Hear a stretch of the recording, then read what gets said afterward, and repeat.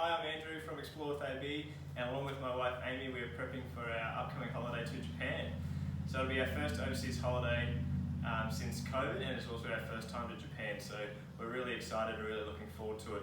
We've got 3 weeks to spend in Japan, so we've got 2 weeks in February and 1 week in March, so a couple of weeks to the back end of winter and the first week of spring. So to make sure that we pack appropriately for that, we did a little bit of research before we started getting our gear together. So in Japan in February, throughout Tokyo, Osaka and Kyoto, the average temperatures range from about 2 degrees to 10 degrees, and they can get down as low on average as -7 degrees at Hakuba in the snow.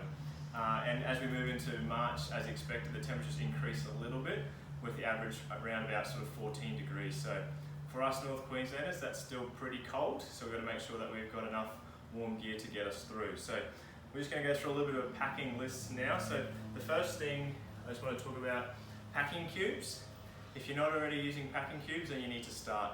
They're great and they make life really, really easy when traveling. So you can sort of keep similar items in the cubes. They're easy to grab when you need them, and they make life really easy when you're in small motel rooms and it's really hard for space and you can't quite open your suitcase. So they're really useful. So if you're not using them, make sure you start using them. For our cold weather, so we've got 2 jackets. So we've got our light mid-shell, so we've got an Arc'teryx Atom LT, thanks to Wild Earth. So this is our first time testing this jacket out, so we're really excited to see how that goes. And then we've got a harder outer shell, which we can use if it gets a little bit windy or rainy, or just need that extra layer to keep warm. We've got a couple of pairs of long pants and 1 pair of shorts. So with the temperatures, we're expecting to be in long pants for most of the time. A few t-shirts and long sleeve shirts, again, long sleeve shirt there just if it's a little bit colder. We have some thermals, so tops and bottom thermals. We don't have a whole lot of snow gear, but we do have some snow pants, so we've got our snow pants packed.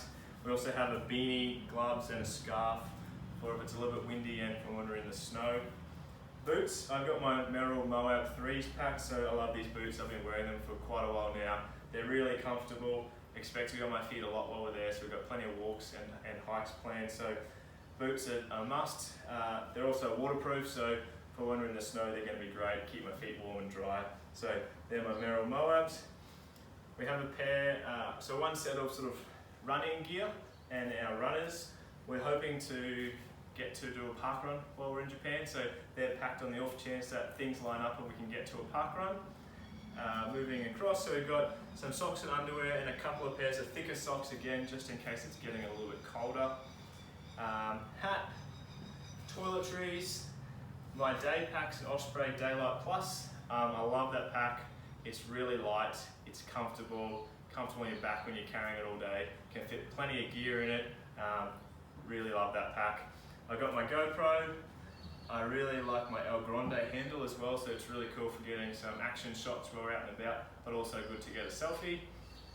We carry a power bank with us, so we plan to use our phone for maps to get around for most of the time we're there, so that just makes sure that we've always got power and we're never going to get lost. And of course I've got my Gura Sunnies.